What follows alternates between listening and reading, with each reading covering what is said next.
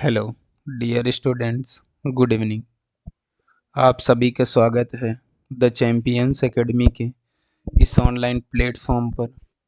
आप सभी को पता है ये हमारा भारत का संवैधानिक विकास का लेक्चर चल रहा है, जिसमें आज आपका लेक्चर नंबर 3 है।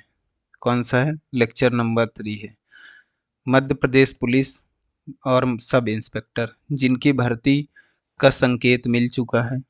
ये अभी भर्ती होनी है करीबन सितंबर तक। कब तक? सितंबर तक ये भर्तियां होने वाले हैं। ठीक है, तो आप इस चीज़ को ध्यान रखें और अपनी तैयारी कंटिन्यू रखें तथा ये सभी परीक्षाओं के लिए उपयोगी है। और सबसे बड़ी चीज़ ये कि यदि आप चैनल पे नए हैं तो चैनल को पहले सब्सक्राइब कर लीजिए और बेल आइकन प्रेस कर लीजिए, जिससे आपको जो आगे की क्लासेस हैं उनका नोटिफिकेशन मिलता रहेगा। और हम आज से ये देखने वाले हैं कि थोड़ा सा क्लास लंबा लेंगे और आपके जो कोर्स है उसको बहुत जल्दी कवर कराने का प्रयास करेंगे। हो सकेगा तो मैराथन बनाएंगे, एक एक चैप्टर एक एक दिन में कंप्लीट करने का प्रयास करेंगे। तो उम्मीद है यदि आपने पिछली क्लासेस नहीं देखे हैं तो वो क्लासेस आप देख लीजिएगा, जिससे आप जो पुराने क्लासेस हैं उनमें बहुत सारे चीज़ समझ में आएंगे। इसके बाद जो डिटेल में हम यहाँ तक पहुँचे हैं आज के तीसरे क्लास तक, वो आपको समझ में आएगा। ठीक है, तो आप पुरानी क्लासेस ज़रूर देखें।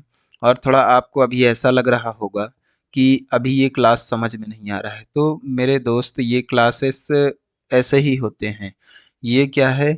संवैधानिक विकास है, आपने कभी पढ़ा नहीं होगा, इस वजह से आपको थोड़ा क्या लग रहा होगा, अटपटा लग रहा होगा।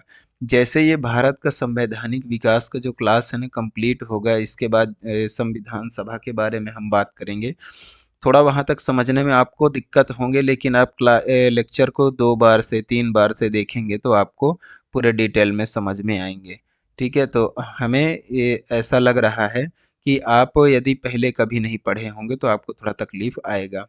ठीक है, और हम जैसे उसमें पहुँचेंगे संविधान के प्रस्तावना, कहाँ पहुँचेंगे? जब हम प्रस्तावना में, जब संविधान सभा पूरा बन जाएगा, संविधान हमारा हम पहले हम बना लेंगे इसको, फिर जब हम कहाँ पहुँचेंगे? प्रस्तावना में पहुँचेंगे। कहाँ पे? प्रस्तावना में। यहाँ से आपको आनंद आना चालू हो जाएगा जब हम संविधान के बारे में बात करेंगे। अभी तो इसको बनाने का प्रयास कर रहे हैं, तो थोड़ा आपको समझने में तकलीफ हो रही होगी, तो आप एडजस्ट करें और क्लास को 2 बार 3 बार देखें। यहाँ से भी क्वेश्चंस एग्जाम में आए हैं, इसीलिए हम आपको पढ़ा रहे हैं। ठीक है, तो चलिए हम ज़्यादा टाइम टेकिंग ना करते हुए क्लास को क्या करते हैं, आगे बढ़ाते हैं। तो सबसे पहले हम थोड़ा सा डेली की तरह क्या कर लेंगे, हमारा जो पुराना सेशन है, लेक्चर है, उसको क्या करेंगे, रिकॉल कर लेंगे कि हमने कल क्या पढ़ा था। ठीक है, तो हमने कल क्या पढ़ा था? तो हम पढ़े थे कल भारत शासन अधिनियम 1858 के विषय में चर्चा किए थे। कब? भारत शासन, भारत शासन अधिनियम, भारत शासन अधिनियम 1858 के बारे में अपन क्या किए थे? चर्चा। इस 1858 के जो अधिनियम में हम इसमें याद करिए क्या किए थे पहले? 1857 की क्रांति की चर्चा किए थे। 1857 की क्रांति की चर्चा किए थे। इसके बाद क्या किए थे कि इस 1857 में थोड़ा थोड़ा बताऊंगा, पिछले लेक्चर में पूरा डिटेल में हम देखे हैं इसको, तो इसको थोड़ा थोड़ा करके कवर करके फिर हम अपने लेक्चर को आगे बढ़ाएंगे। ठीक है, हम आज का सेशन अपना स्टार्ट करेंगे। तो 1857 की क्रांति में क्या हुआ था, क्या किया गया था? जो एक्ट के कंपनी के जो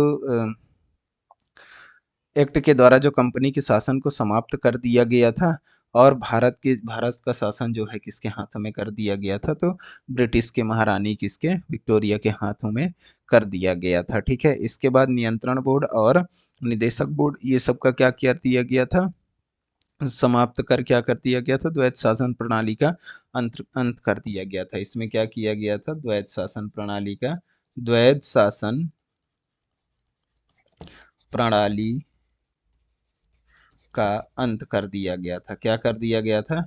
अंत कर दिया गया था। ठीक है, फिर इसके बाद हमने क्या देखा था, भारत का जो प्रथम वायसराय थे, भारत का पहले जो हुआ करते थे, भारत में गवर्नर जनरल हुआ करते थे, उसे क्या कर दिया गया, गवर्नर जनरल जनरल को क्या बना दिया गया था, वायसराय। क्या, वायसराय, वायसराय बना दिया गया था।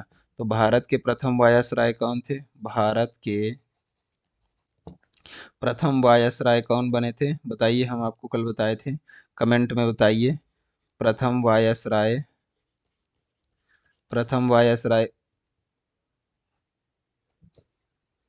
भारत के प्रथम वायसराय जो है वो कौन बने थे, तो भारत के प्रथम वायसराय बने थे, कौन बने थे बताइएगा। तो प्रथम वायसराय बने थे लॉर्ड कैनिंग। कौन, लॉर्ड लॉर्ड कैनिंग।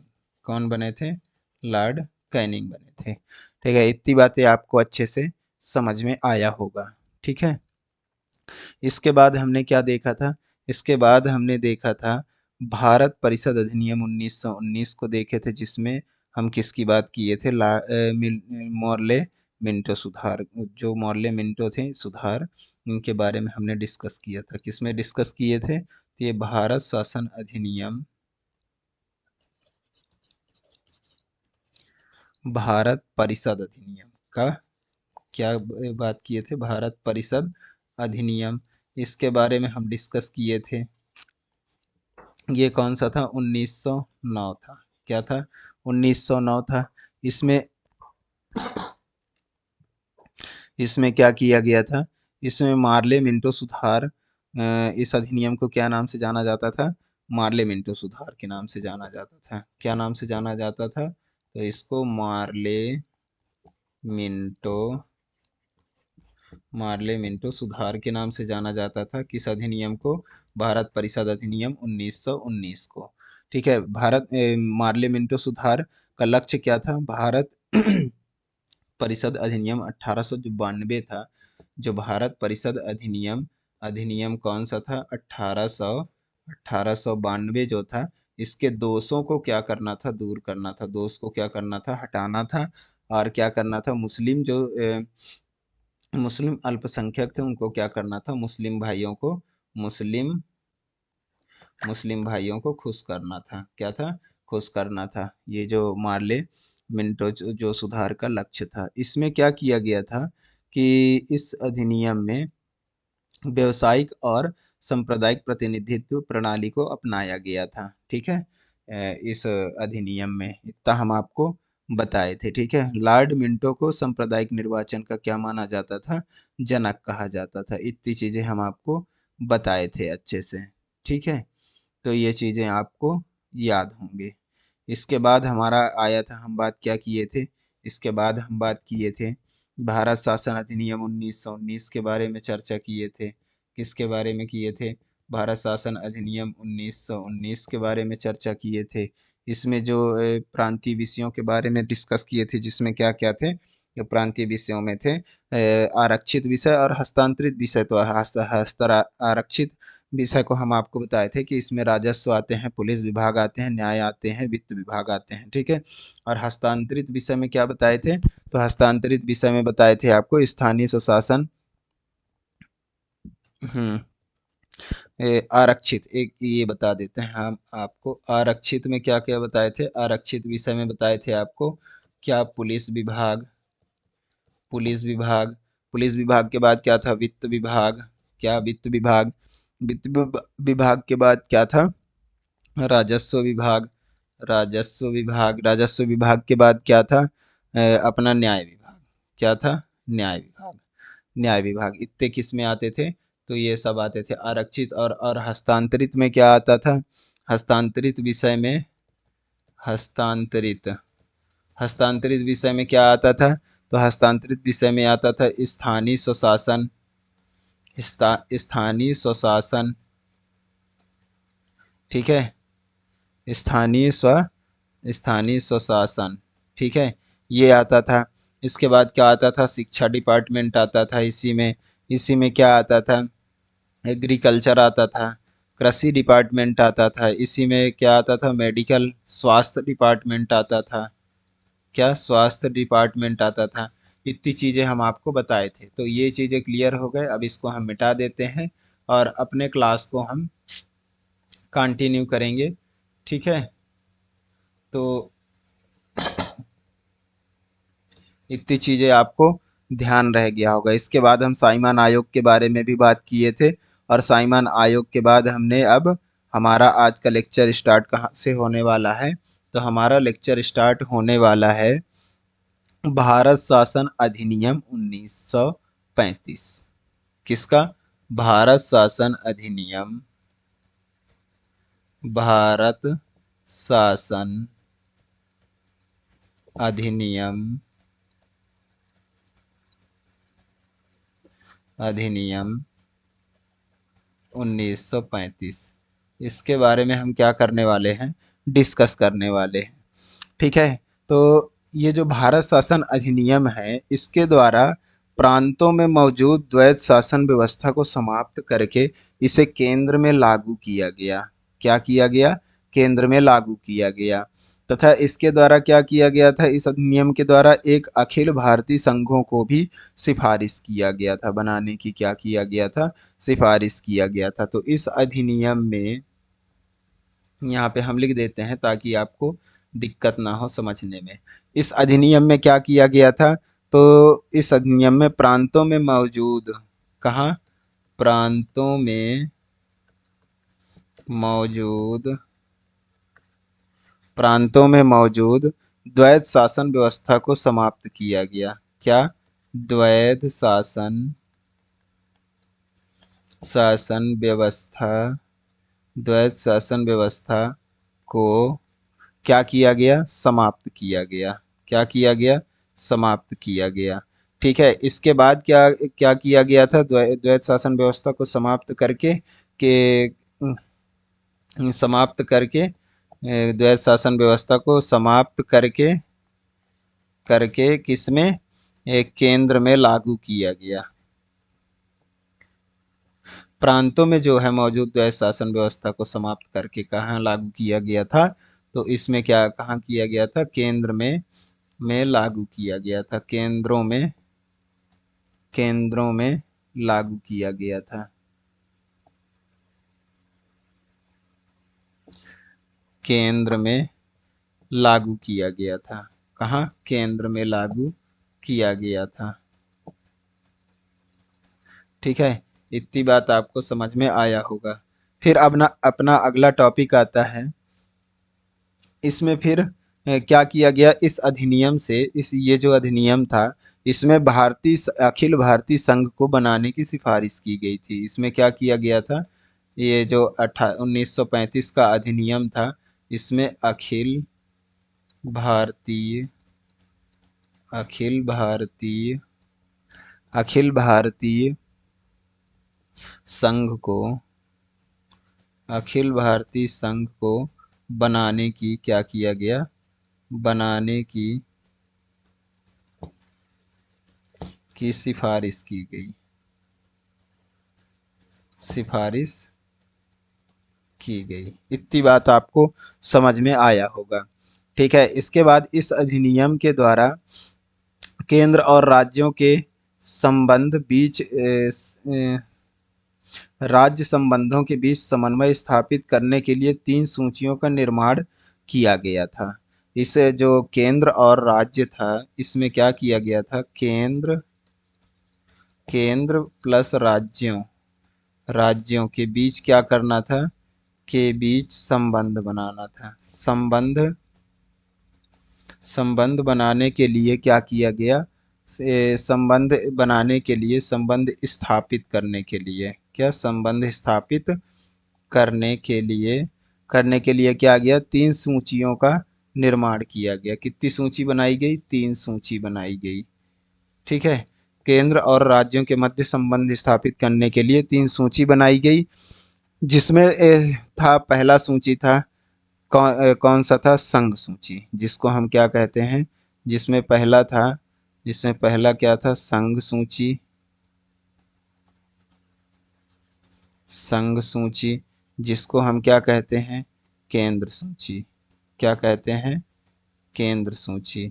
ठीक है। फिर दूसरा क्या था, तो दूसरा था अपना राज्य सूची। क्या था, राज्य सूची। दूसरा क्या था, राज्य सूची। और तीसरा क्या था, तो तीसरा था समवर्ती सूची। क्या था तीसरा, समवर्ती सूची। तीसरा क्या था, समवर्ती सूची। ये इतनी बात आपको समझ में आया होगा क्या। ये सूचियों का संबंध काहे के लिए तीन सूची बनाया गया था, तो केंद्र और राज्यों के बीच संबंध स्थापित करने के लिए तीन सूचियों को बनाया गया था, जो था एक संघ सूची, राज्य सूची, समवर्ती सूची। ठीक है, ये बनाया गया था। जिसमें क्या है, संघ सूची में कितने विषय थे, तो यहाँ पे मैं लिखवा देता हूँ आपको। संघ सूची में जो है, संघ सूची में कितने विषय थे, तो संघ सूची में 59 मतलब 59 विषय थे। कितने विषय थे, संघ सूची में 59 विषय थे। और राज्य सूची में कितने विषय थे, तो राज्य सूची में थे 54 विषय। राज्य सूची में कितने थे, 54 विषय। ठीक है। फिर आता है अपना अगला, अगला समवर्ती सूची। समवर्ती सूची में तो कम ही थे। समवर्ती सूची में कितने थे, तो समवर्ती सूची में 36 विषय थे। कितने थे, 36 विषय।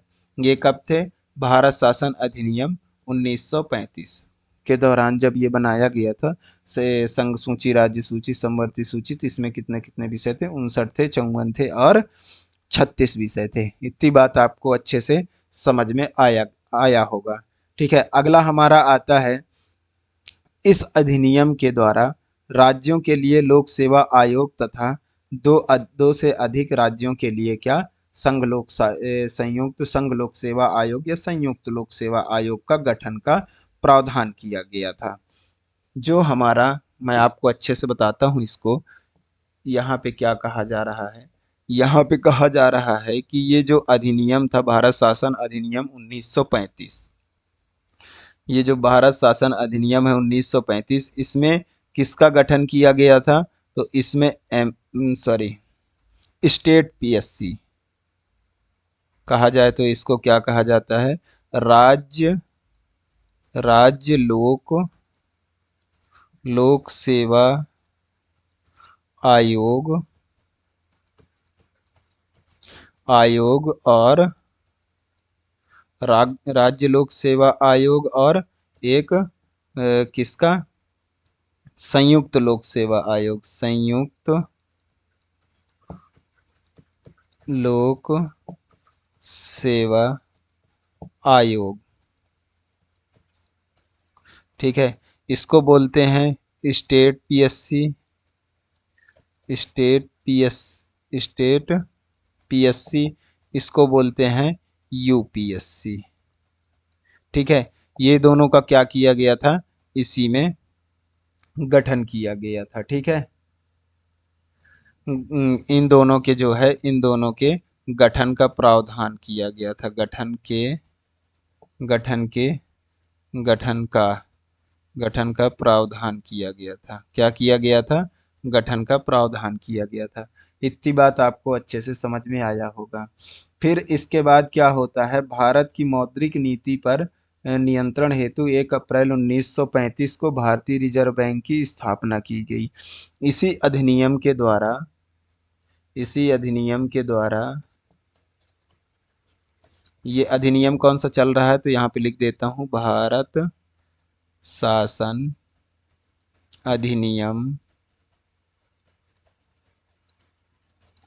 1935, इसी में ये सब हो रहे हैं। ठीक है। तो इसी अधिनियम के द्वारा इसी अधिनियम के द्वारा भारत की मौद्रिक नीति पर नियंत्रण, भारत की मौद्रिक नीति पर नियंत्रण हेतु 1 अप्रैल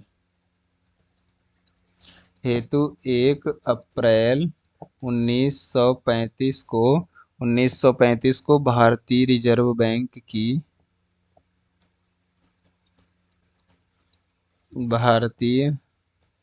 रिजर्व बैंक की क्या किया गया, स्थापना किया गया। कहाँ किया गया था, तो ये कलकत्ता में किया गया था। पहले कहाँ किया गया था, तो कलकत्ता में किया गया था। फिर इसको ट्रांसफर करके, इसको स्थानांतरण करके कहाँ शिफ्ट कर दिया गया, तो ये बम्बई में शिफ्ट कर दिया गया। कहाँ शिफ्ट कर दिया गया था, तो इसको बम्बई में, बम्बई में इसको कब शिफ्ट किया गया था, तो इसको 1937 में बम्बई में शिफ्ट किया गया था। और ये यहाँ पे 1935 में तत्कालीन यहाँ पे क्या बनाया गया था, कलकत्ता में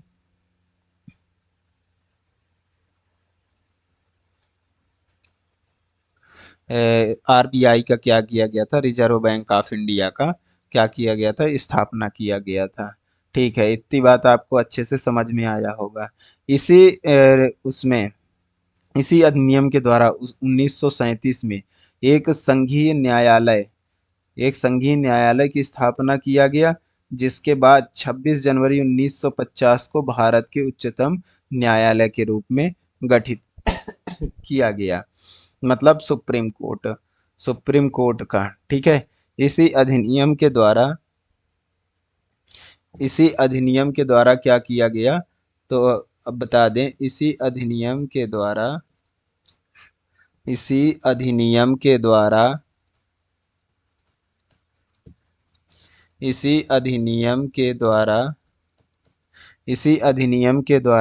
1937 में ही क्या किया गया, 1937 में एक संघीय न्यायालय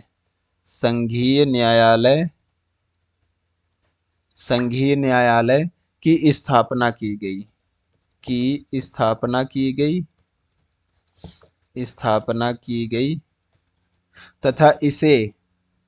तथा जिसे बाद में 26 जनवरी, ये जो संघीय न्यायालय की स्थापना किया गया था, इसको बाद में तथा इसे बाद में कब 26 जनवरी 1950, बाद में 26 जनवरी 1950 को 26 जनवरी 1950 को भारत के मुख्य न्यायालय भारत के उच्चतम न्यायालय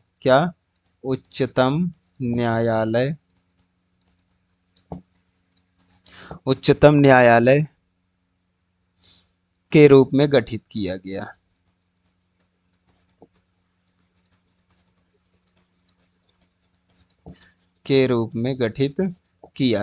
इतनी बात आपको अच्छे से समझ में आया होगा। इस अधिनियम के द्वारा क्या किया गया था, तो 1937 में एक संघीय न्यायालय की स्थापना किया गया था, जिसे बाद में 26 जनवरी 1950 को भारत के उच्चतम न्यायालय के रूप में गठित कर दिया गया था। ठीक है, इतना बात आपको अच्छे से समझ में आया होगा। ठीक है, तो अब हम आगे बढ़ते हैं और किसके बारे में हम आपको बताते हैं, जो केंद्र और राज्य का संबंध है, इसके बारे में हम थोड़ा सा आपको डिस्कशन कर देते हैं, जो कि आपको अच्छे से क्लियर होगा। केंद्र प्लस राज्य के संबंध के बारे में हम आपसे थोड़ा सा चर्चा कर लेते हैं। तो संघ सूची था, वो संघ सूची में पहले कितने थे, तो संघ सूची में जो है कितने सदस्य थे,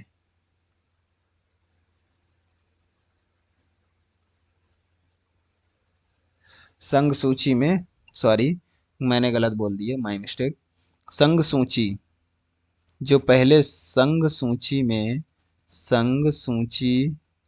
में पहले कितने विषय हुआ करते थे, तो 59 विषय होते थे।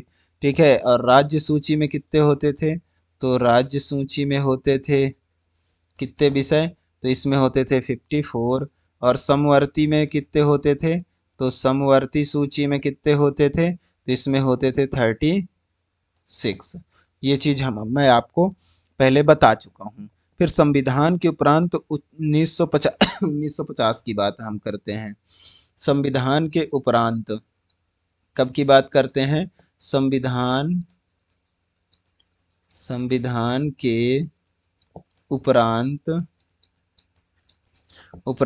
1950 के बाद की हम करते हैं। 1950 की बात करते हैं। तब यहाँ पे कितने थे, तब यहाँ पे कितने हो गए थे, यहाँ पे 97 हो गए थे संघ सूची में। राज्य सूची में कितने हो गए थे, तो यहाँ 66 हो गए थे। और इसमें कितने, समवर्ती सूची में 47 हो गए थे। इतनी बात आपको समझ में आया होगा। इसको लाइन खींच दूं तो आपको ज़्यादा अच्छे से क्लियर हो पाएगा।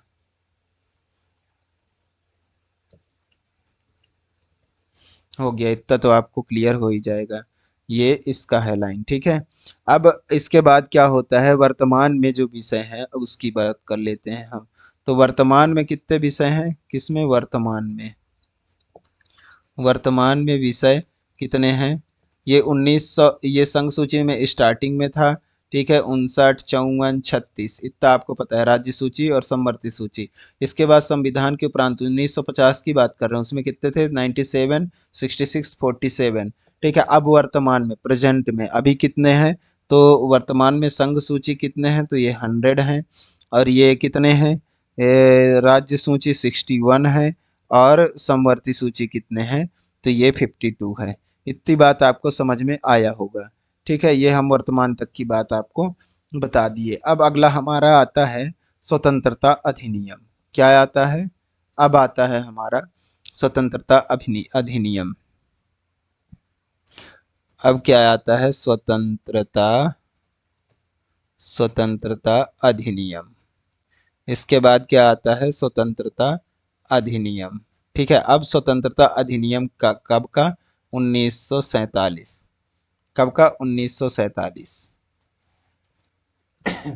तो ये भारत का स्वतंत्रता अधिनियम है 1947 का। इस अधिनियम के द्वारा भारत को दो डोमिनियन राष्ट्रों में, भारत और पाकिस्तान में बांटने का प्रावधान किया गया था। इस अधिनियम के द्वारा क्या हुआ था, इस अधिनियम के द्वारा भारत को दो भागों में बांटने का प्रावधान किया गया था। कौन कौन से, पहले, इससे पहले क्या हुआ करता था, भारत और पाकिस्तान एक हुआ करता था। तो इस अधिनियम के थ्रू क्या किया गया था, भारत और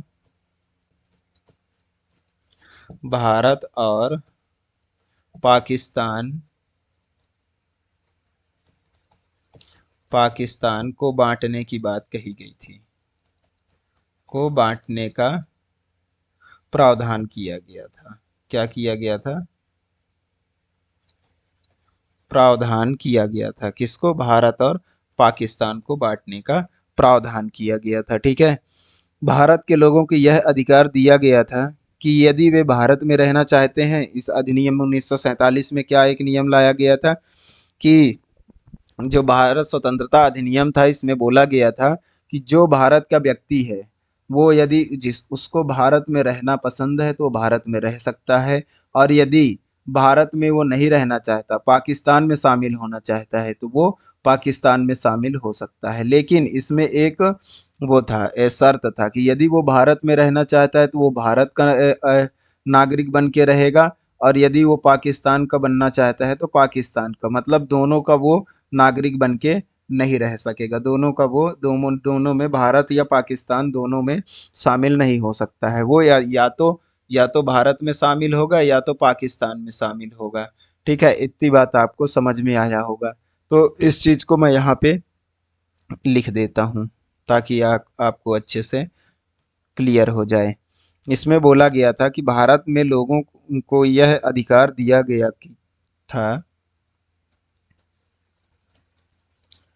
भारत में लोगों को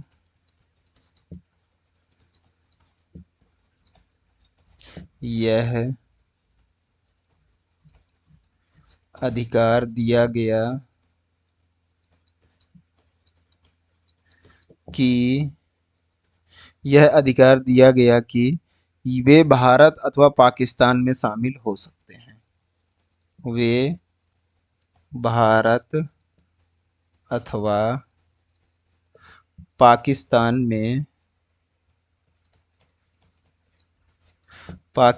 में शामिल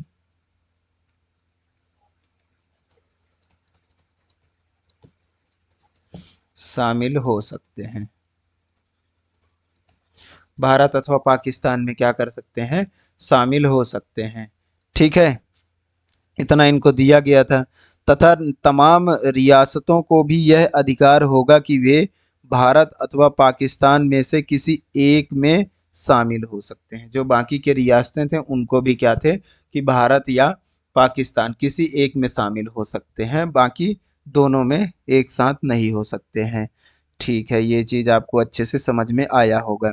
यदि आपको सेशन मज़ा आ रहा है तो आप सेशन को लाइक करिए और अपने दोस्तों को शेयर करें, और यदि आप चैनल पे नए हैं तो आप चैनल को सब्सक्राइब कर लें और बेल आइकन प्रेस कर लें, ताकि आपको, अभी तो संविधान स्टार्ट हुआ है, अभी संविधान का सफ़र बहुत बाकी है। डेली हम आपको 1-1.5 घंटे का क्लास डेली प्रोवाइड कराएंगे, जिसमें आपको संविधान बहुत अच्छे डिटेल में पढ़ाया जाएगा।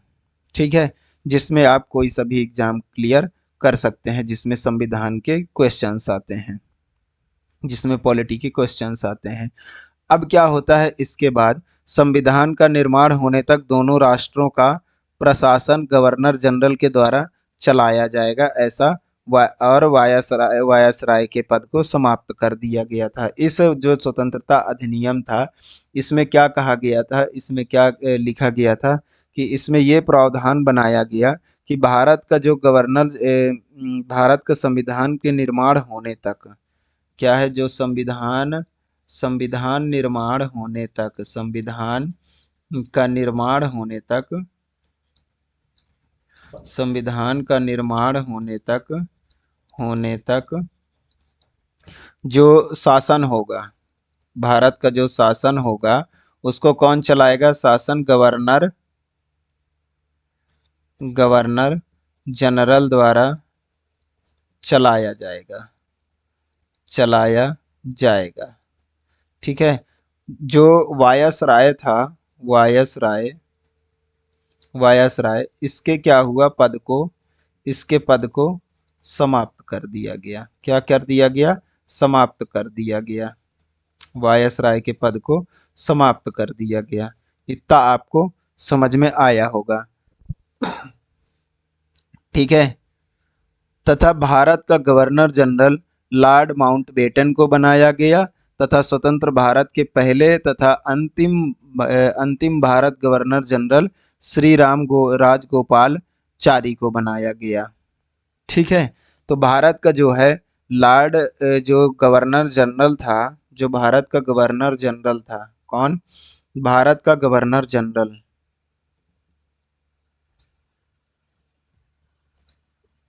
जो भारत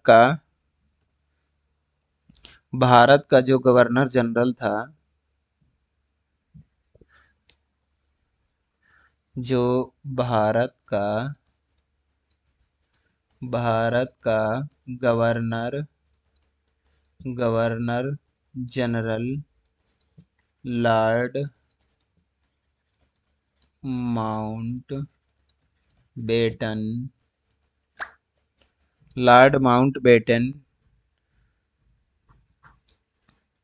माउंटबेटन को बनाया गया, लॉर्ड माउंटबेटन को बनाया गया था, तथा स्वतंत्र भारत के पहले तथा अंतिम भारतीय गवर्नर जनरल, तथा ये तो पहला पॉइंट हुआ। ठीक है, तथा भारत के कौन से भारत? स्वतंत्र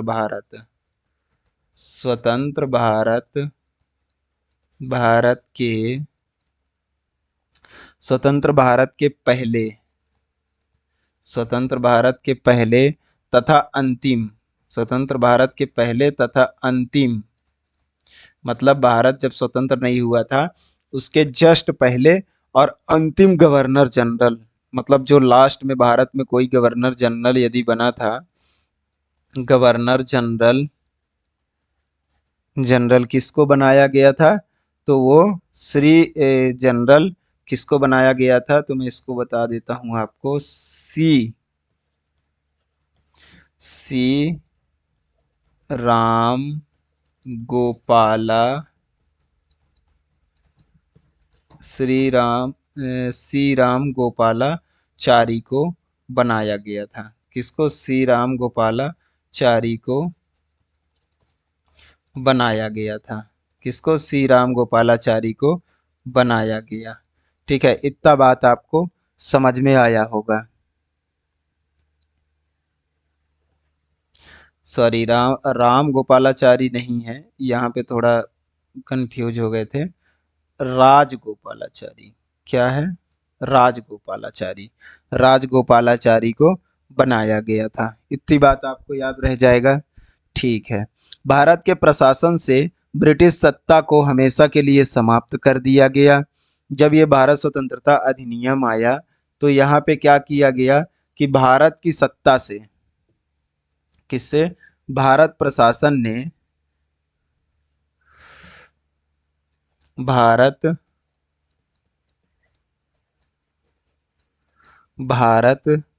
के प्रशासन से, भारत के प्रशासन से ब्रिटिश सत्ता को, जो ब्रिटिश अपना सत्ता चलाता था, ब्रिटिश सत्ता को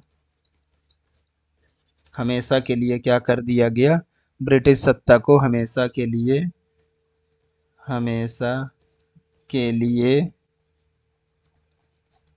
क्या कर दिया गया? समाप्त कर दिया गया। हमेशा के लिए समाप्त कर दिया गया। ठीक है, क्या कर दिया गया? हमेशा के लिए समाप्त कर दिया गया। इतनी बातें आपको अच्छे से समझ में आया होगा।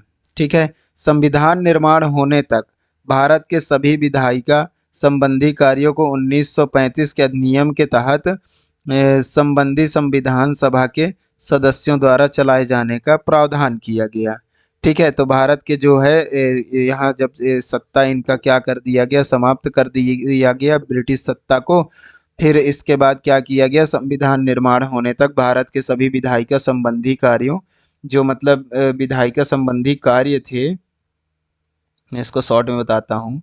जो विधायिका, ये सत्ता समाप्त होने के बाद विधायिका विधायिका संबंधी कार्य थे, संबंधी कार्य को, विधायिका संबंधी जो कार्य थे, इसको 1935 के अधिनियम के तहत संविधान सभा के सदस्यों द्वारा इसको जो है किसके उसमें 1935 के अधिनियम के तहत, 1935 अधिनियम के तहत, अधिनियम के तहत 1935 के अधिनियम के तहत क्या कर दिया गया? इसको संविधान सभा के सदस्यों द्वारा चलाए जाने का प्रावधान किया गया। इसको कौन चलाते? तो संविधान सभा के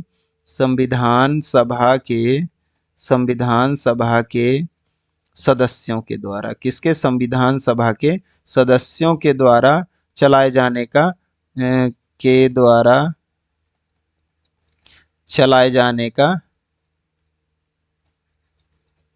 चलाए जाने का प्रावधान किया गया। ठीक है, प्रावधान किया गया। ठीक है, इतनी बातें आपको समझ में आया होगा। ठीक है, इसके बाद क्या होता है?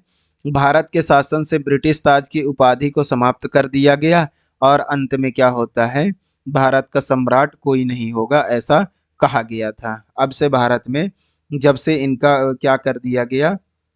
ब्रिटिश ताज की उपाधि भारत में क्या कर दिया गया? भारत में ब्रिटिश ताज की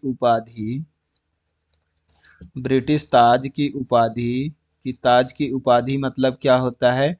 ब्रिटिश ताज की उपाधि मतलब जो राजा रजवाड़ा वाला सिस्टम चलता था भारत में, उसको क्या कर दिया गया? समाप्त कर दिया गया। ठीक है, ब्रिटिश ताज की उपाधि समाप्त कर दिया गया और अब से भारत में कोई सम्राट नहीं होगा, ऐसा कहा गया था। ठीक है, फिर क्या कहा गया था कि भारत में भारत में अब से कोई सम्राट नहीं होगा।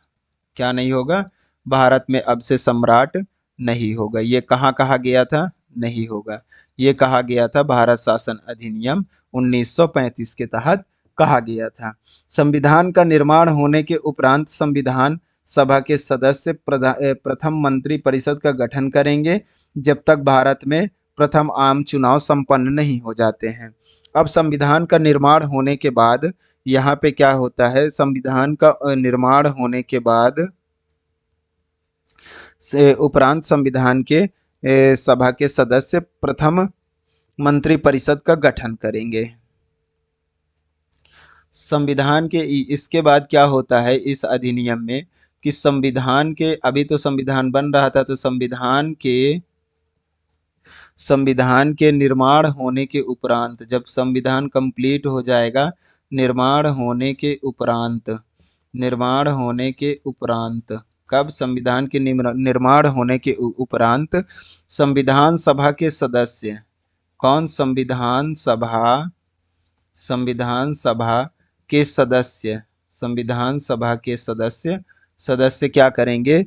जो संविधान सभा के सदस्य होंगे प्रथम मंत्री परिषद का गठन करेंगे। क्या करेंगे? प्रथम मंत्री परिषद का गठन करेंगे। क्या करेंगे? प्रथम मंत्री परिषद का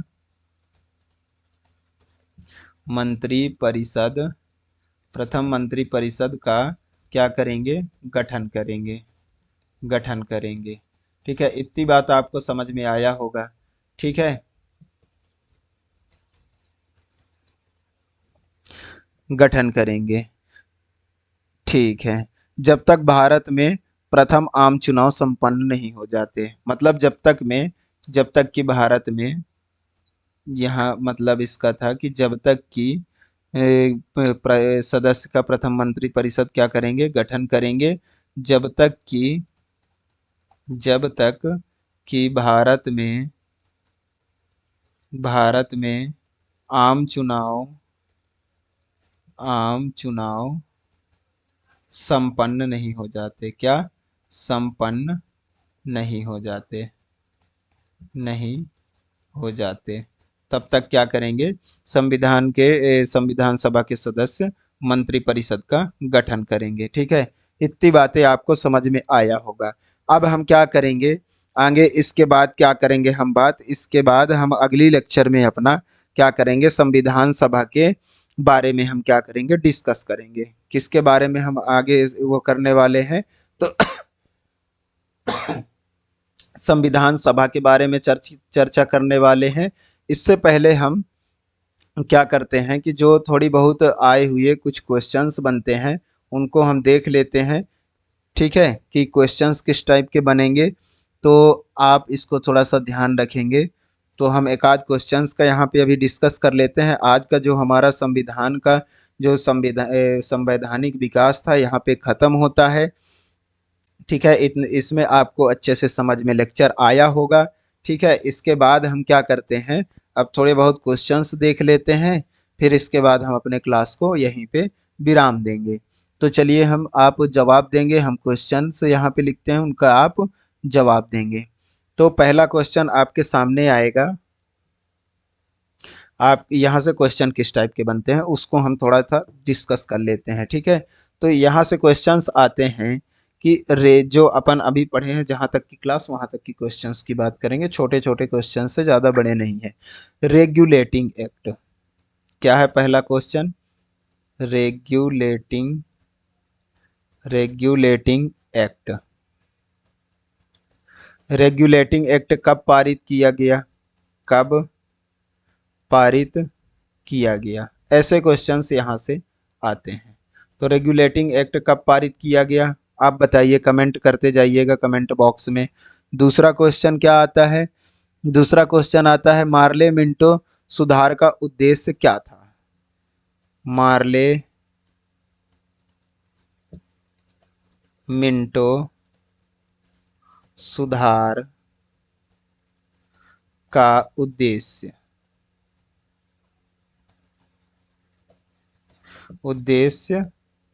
क्या था? ये क्वेश्चंस आते हैं। ठीक है, फिर तीसरा क्वेश्चन क्या आता है, आप कमेंट बॉक्स में आंसर करते जाइएगा, मैं को एक क्वेश्चन लिखते जा रहा हूँ। ठीक है, मार्ले मिंटो सुधार बिल किस वर्ष में पारित किया गया? Morley Minto bill, Morley Minto bill, Morley Minto bill किस वर्ष में पारित किया गया? किस वर्ष में पारित किया गया, ये चीज बताना है। चौथा क्वेश्चन अपना आता है, चौथा आता है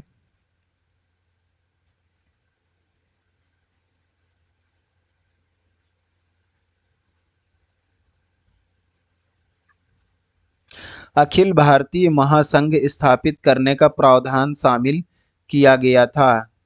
तो ये बताना है आपको किस अधिनियम में किया गया था। अखिल भारतीय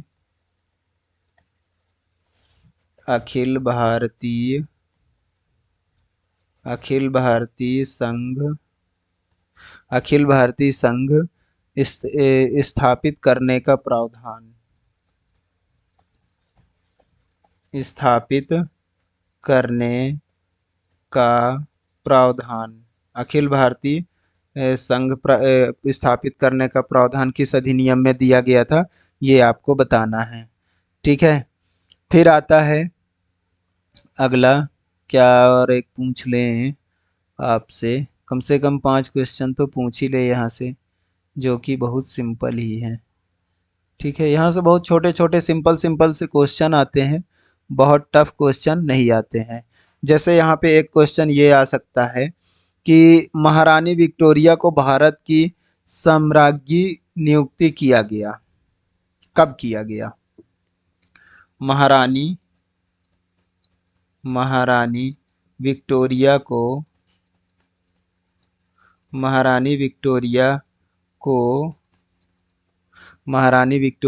भारत की साम्राज्ञी